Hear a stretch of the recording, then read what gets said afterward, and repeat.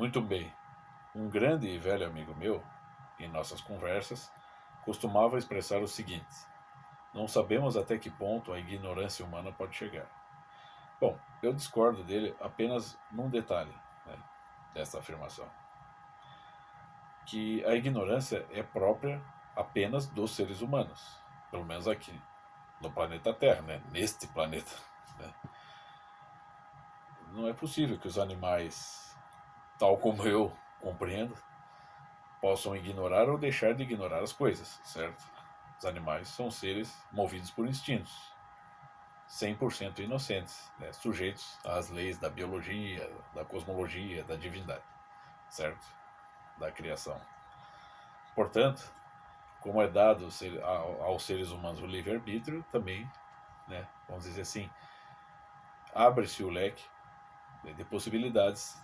Então, os seres humanos também podem cometer os maiores absurdos, inclusive, né, o de tornarem-se ignorantes. Né? E essa ignorância, de fato, né, pode ser trágica, catastrófica.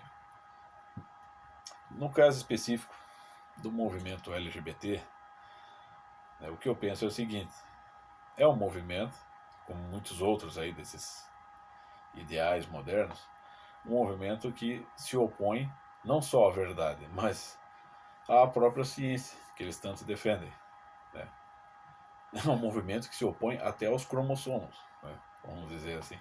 E não há necessidade, você não precisa ter uma base maior do que aquela que você aprendeu no primário ou no ensino médio, né? Hoje é ensino médio. E antropologicamente falando, né? Vamos dizer assim, filosófica e antropologicamente falando, o ser humano tem uma estrutura dada. O ser humano não inventou a si mesmo. Né? Ele sequer pede para nascer, portanto, ele tem uma estrutura ontológica e biológica dada a ele. Né? Ele pode, vamos dizer assim, ele tem a liberdade de tomar decisões sobre o seu ser, né?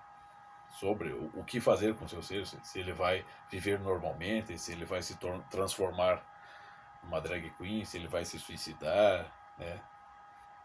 Se ele vai, enfim, o que quer que ser, né? Os destinos humanos, né, dependem das escolhas de cada um. Mas o movimento, né, LGBT como tal e o pouco de informações que se pode adquirir dele expressa exatamente isso. Você tentar colocar, por exemplo, a ciência não a serviço da verdade, mas a serviço de ideais e das fantasias pessoais das pessoas. Tem pessoas que já não querem. Tem pessoas que trocam de sexo, tem pessoas que querem se tornar assexuadas, tem pessoas que se transformam, tentam, né, se transformar em lagarto, tigre, seja o que for. Né? Ou seja, é um movimento, né, que, assim como outros que lhes são similares, tende a pregar a coisificação, a desumanização das pessoas. E utilizando disso, a ciência. Né? Então, a ciência, que eu saiba, está a serviço da verdade e não a serviço dos caprichos humanos, certo? Se você pega ali um clássico da literatura, o que é o Frankenstein de Mary Shelley, o que acontece? Então, um cientista que, megalomaníaco, quer brincar de Deus e cria um ser, né, a partir de pedaços, né, cria um ser humano a partir de pedaços de outros seres humanos, né, e por meio de uma série de técnicas, na época, né, bastante avançadas, ele cria uma figura bastante desajeitada, né, brutal, né, e a partir de então, não só aquela criatura passa a persegui-lo pelo resto da sua vida, bem como a culpa, né, porque a responsabilidade de ter criado, de ter, vamos dizer, tentado, vamos dizer, cruzar uma fronteira que não se pode cruzar. E de fato, não se pode cruzar essa fronteira sem se ficar louco. Antigamente, quando os seres, né, a vida, né, o cotidiano dos seres humanos, a história era um pouco mais normal do que é hoje, tipos como esses que fazem parte do movimento LGBT estariam no hospício. Eu não sei, uma pessoa que quer, porque a quantidade de pessoas que não só, né, querem impor as suas fantasias como se estivessem acima do bem e do mal e acima da verdade, é grande. Né? Não representa a humanidade, mas é um quantitativo significativo. Né?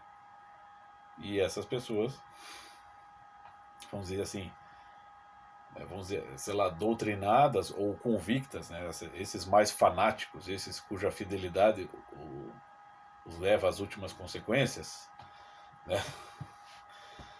Esses, de fato, né?